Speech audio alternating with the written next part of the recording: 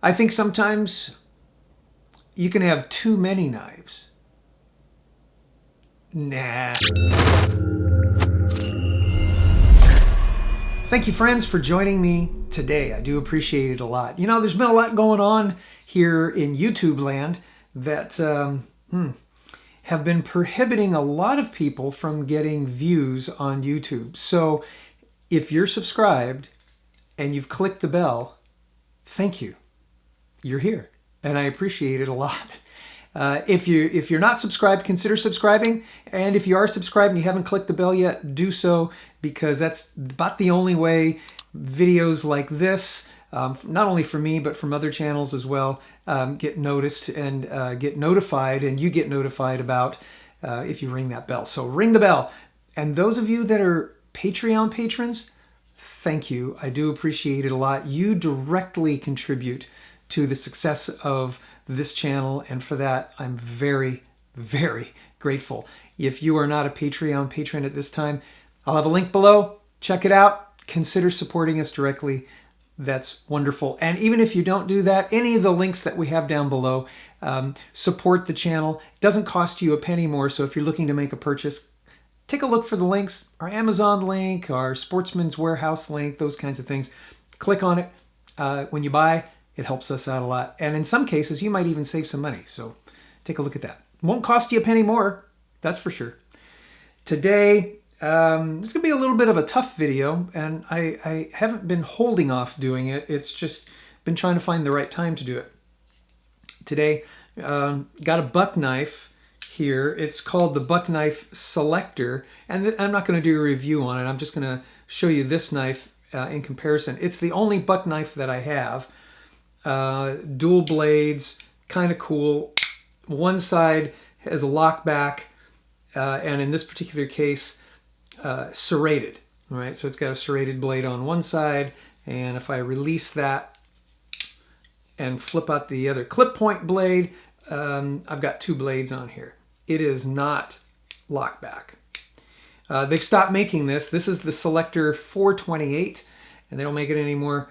What makes it kind of cool is if you pull out this blade, press back here a little bit, you can actually get different blades. They make a 550 Selector, and that's kind of an improvement, they say. I don't have one. I may get one. We'll see. And if you guys want to see a little bit more about this knife or the new 550, let me know down below, and we'll see what we can do about bringing that to the table. But I'm not going to talk about this buck knife. I'm going to talk about a buck knife that is actually an imposter. Thank you, Michigan Edge. I'm going to put a link below to Michigan Edge. He's one of the guys that I've subscribed to, and he subscribes to me for quite a number of years. And so I'm going to give him a little bit of a shout out and say thank you. So, because he did a review on a knife just like this. Now, this is not a buck knife, and that's why I was showing you this. It's not a buck 110. It's a copy. And it's made in Pakistan, and it's made out of stainless steel. Now, any of you out there who are knife people know that Pakistan knives, their quality control is not very good. Now, it's a very pretty knife, you know, brass, wood, and stainless steel. Not always the best steels, and it is a lockback knife. But the problem is, this particular lockback knife is very, very difficult to get released. And I'm going to try to fix it. Why am I going to do that to this probably a $5 knife? It has a story. It belonged to my father-in-law. And a number of years ago, he was making distribution of some of his essentials, tools and things like that. And he has two sons, my brothers-in-law, brothers-in-laws, how's that said? My wife's brothers. And so he made some distribution to them, and he called me aside one day, me and the shooting kid, shooting kid's his grandson, and said, you know, I've been making some distribution of some things, and I feel just like you're a son of mine. You've taken good care of my daughter, and I want to give you something that's kind of special to me, And so he gave me this knife. He said, I know you know a lot about knives. I don't know anything about this knife, except it was given to me. And I'm hoping that I could give it to you and you could put it to good use, because I'm probably not going to use it much anymore. February of 2019, my father-in-law passed away. And so I haven't been not wanting to do a review on this knife. It's just I needed to find an opportunity to do it. And I'm trying to close it and I can't. It's hard. Got it. I'll get it closed in a minute. So this is a $5 knife that's worth more than $1 million to me, because it was given to me by my father-in-law, who called me his son. It doesn't get any better than that, guys. It really doesn't. Not much better, that's for sure.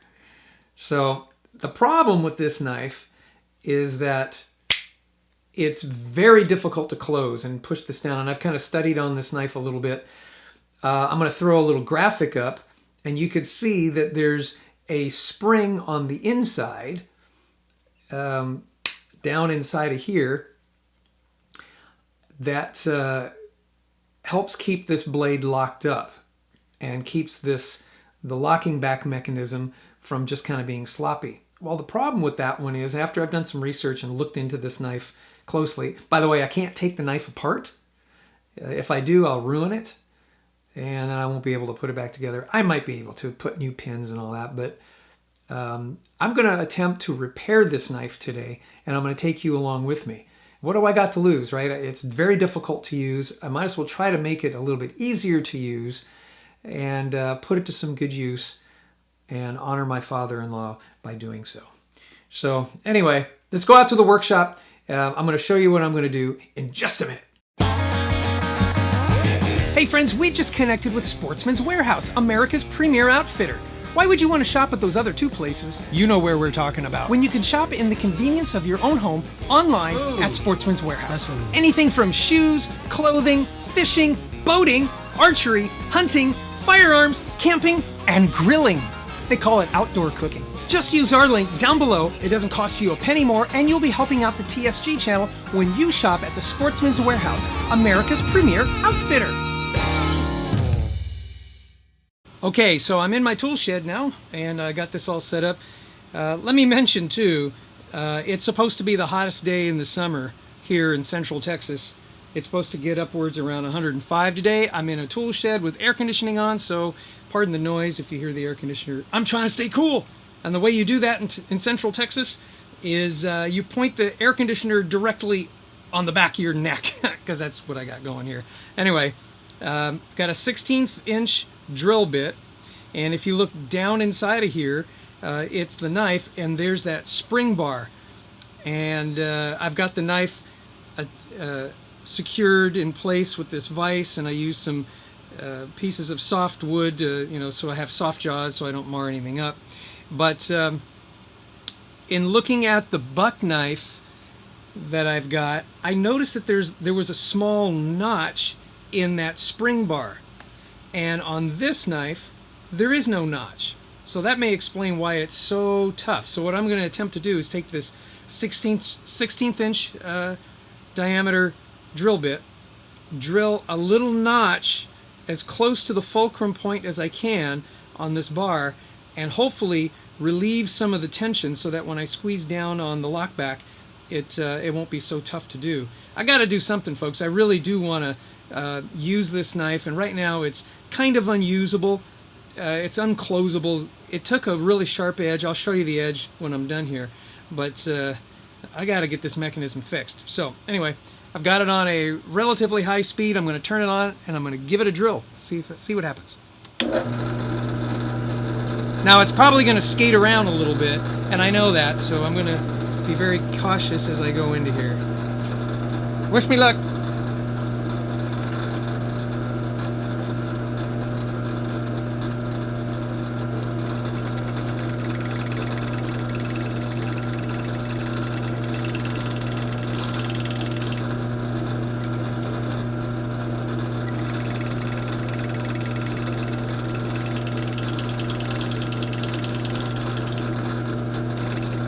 Yeah.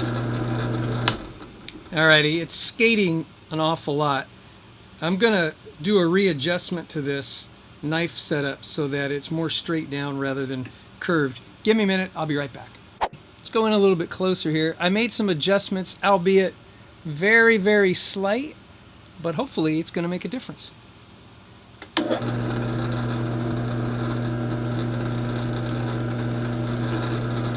Gotta make more adjustments. I'm tilting the knife up a little bit more so that so instead of the spring being, you know, cockeyed like this, it's straighter so this thing goes into it. Try it again.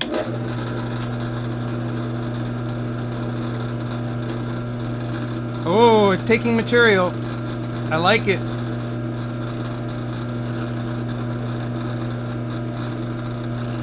Ooh. Alrighty, can we take a look down inside of there? Let's take a look.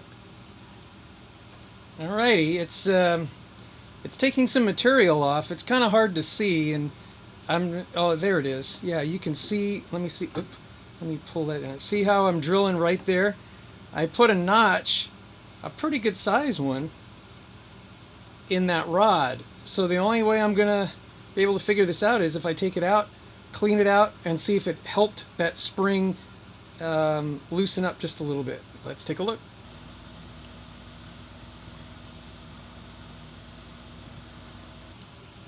Alrighty, well, got to go at it some more. I'm actually going to drill another notch. There's a little one up here. I moved it back a little bit more, closer to the fulcrum, and I'm going to give that a try. Wish me luck.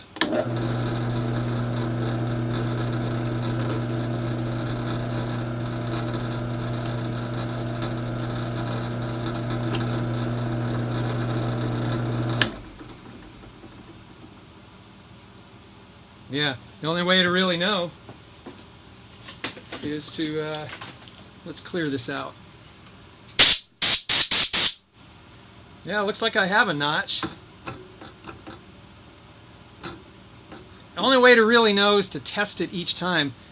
And every time I do that, I risk missing the spot because it's kind of hard to find that spot and reproduce it. So I'd rather go a little bit more. See what happens. Oh, okay. That was a lot more. And now I run the risk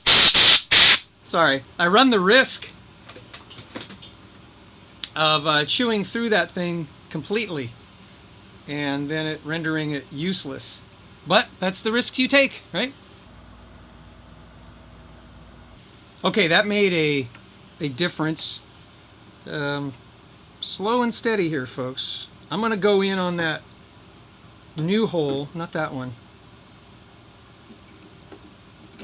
Oh, too much. That one. One more time. It's getting there, though.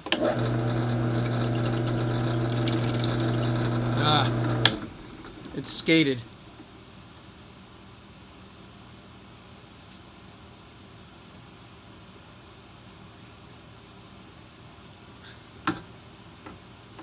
There you go.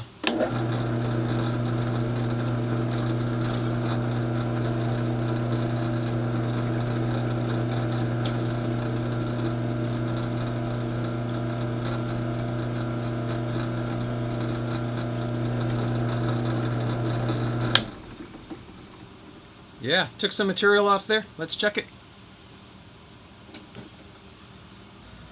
Nice. I can actually get it closed just by using just enough thumb pressure. Wow. All right, let's take it inside because it's so hot out here. Let's take it inside, nice and air conditioned, and we'll talk more about it. Well, there you go, folks. Success. The blade that was nearly useless is now very easily closed. It does take a little bit of thumb. You're going to have to be a man still to do that, but you don't have to press it up against the edge of something just to try to get that blade closed.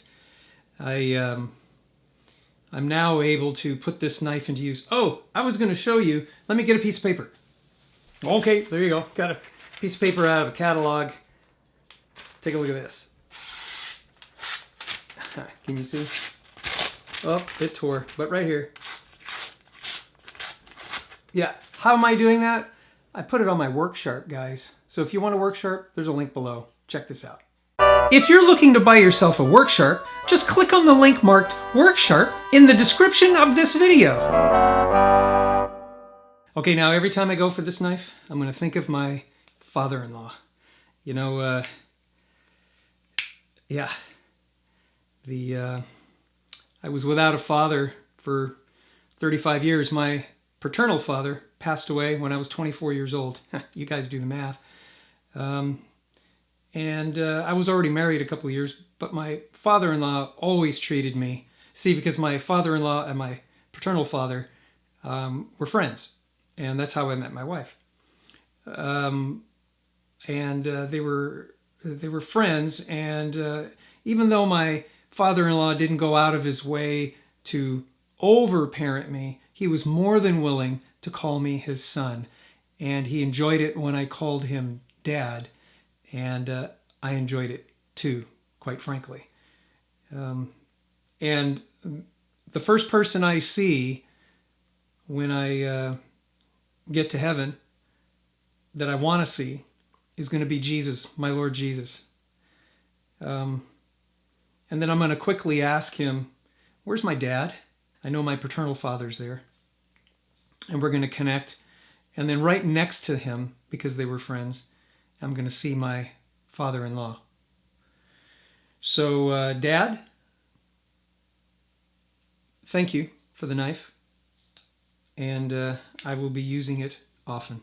All right, that's all I have for you today. I hope that was helpful for you. It was helpful for me because using that close-up camera, even though the close-up camera was a little shaky, it made it so much easier for me to line things up. I could just zoom in with the close-up camera. You were able to see, I was able to see, so I'm glad I took you along on this little ride. And right inside there, there's some little notches that I put in that now make this a joy to use. If you guys have a lockback blade that is kind of really stiff and stubborn, that's how you can fix it so that you can use it more often and enjoy using it a lot. All right, that's all I have. I love you guys. Thank you very much. Thanks for enduring this with me. My homage to my father-in-law. Thanks again, Dad. God bless you. God bless America. May America bless God.